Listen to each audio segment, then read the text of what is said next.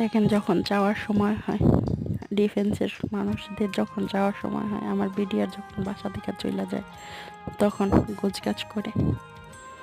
দেখেন মনটা খুব খারাপ লাগে, বসে বসে দেখি কি করে না করে।